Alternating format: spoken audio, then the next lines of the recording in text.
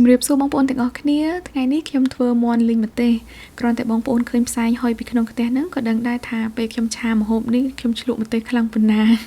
តាមពិតទៅឆ្លក់ឡើងពេញផ្ទះតែម្ដងប៉ុន្តែម្ហូបនេះមានរសជាតិឆ្ងាញ់ហើយវិធីធ្វើក៏ស្រួលដែរដំបូងយើងដាំខ្ទះមួយឲ្យក្តៅហើយដាក់ប្រេងឆា2ស្លាបព្រាបាយរួចដាក់មាន់ចូលកន្លះគីឡូហើយលីងវាឲ្យឡើងក្រៀមនិងឆ្អិនល្អហើយបាញ់មិញខ្ញុំក៏បានដាក់ស្លឹកក្រូចសើចចូលបន្តិចដែរដើម្បីឲ្យវាកាន់តែមានក្លិនឈ្ងុយពេលដែលមាន់ក្រៀមល្អហើយខ្ញុំក៏ដាក់ខ្ទឹមសហើយនិងម្ទេសដែលបានបុករួចឆាលាយជាមួយគ្នាខ្ញុំប្រើម្ទេសនិងខ្ទឹមសច្រើនហើយសម្រាប់ម្ទេសខ្ញុំប្រើទាំងម្ទេសស្រស់និងម្ទេសក្រៀមដើម្បីឲ្យម្ហូបកាន់តែមានរសជាតិឆ្ងាញ់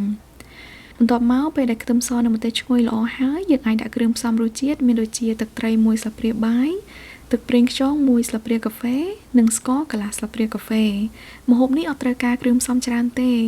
តែបើមើលទៅរាងស្ងួតបងប្អូនអាចថែមទឹកបន្តិចទៅរួចហើយឆាវាច្បល់ចូលគ្នាហើយភ្លក់មើលថារសជាតិល្មមហើយនៅតែប៉ុណ្ណឹងគឺរួចហើយយើងអាចយកទៅញ៉ាំបាន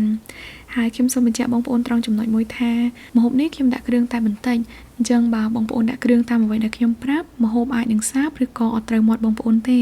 ប៉ុន្តែបងប្អូនអាចថែមថយគ្រឿងតាមរសជាតិដែលចូលចិត្តអរគុណច្រើនបងប្អូនទាំងអស់គ្នា